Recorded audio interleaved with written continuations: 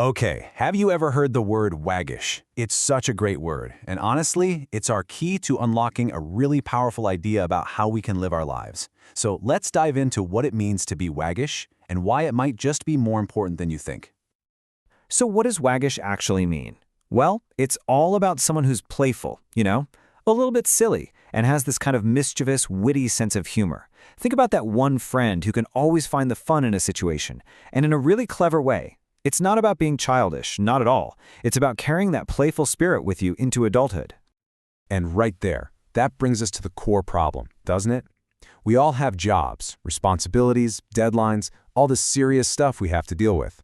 So how in the world do you balance all that adulting with the need to stay light and creative and just playful? It's a question every single one of us has to face. But let's be real for a second, it's not always that easy. I mean, we've all been there, right? You try to be playful, maybe you make a little joke, and it just falls completely flat. The other person just isn't in that same headspace. And you can't force a vibe, you just can't.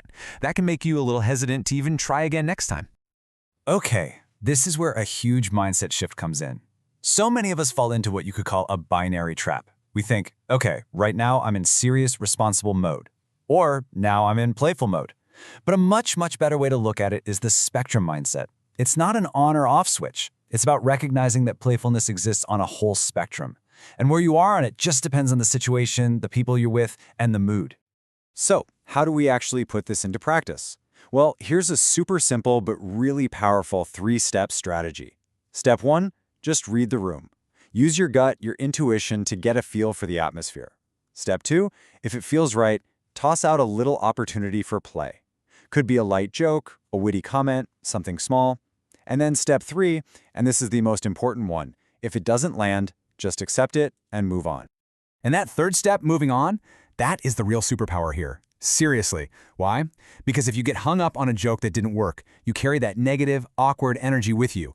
But by just letting it go, you stay open, you stay ready for the very next opportunity, for a fun, positive connection, which, is probably right around the corner. I love this way of thinking about it. It's a great little twist on a familiar phrase. We all know plenty of fish in the sea, right? Well, just reframe that. There are plenty of playful moments in the sea of your day-to-day life. If one doesn't work out, don't get bogged down. Just keep an eye out for the next one. So here's the thing. This whole strategy isn't just about having a bit more fun during your day. It's not that shallow. It's really about building a kind of emotional resilience that leads to something much, much deeper. Adopting this kind of waggish mindset, well, it has a profound payoff. It connects our sense of play to something much bigger. And here it is. This is the real payoff. Just let this sink in for a second.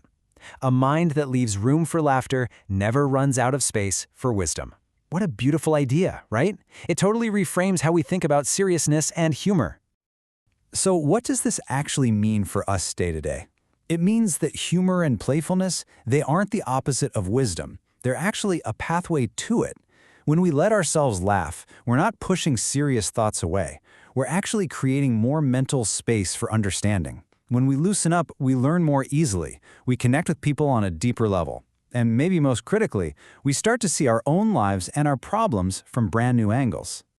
So as we wrap this up, the final thought here is really for you. This isn't just some abstract concept. It's a practice. It's a tiny shift in how you go about your day.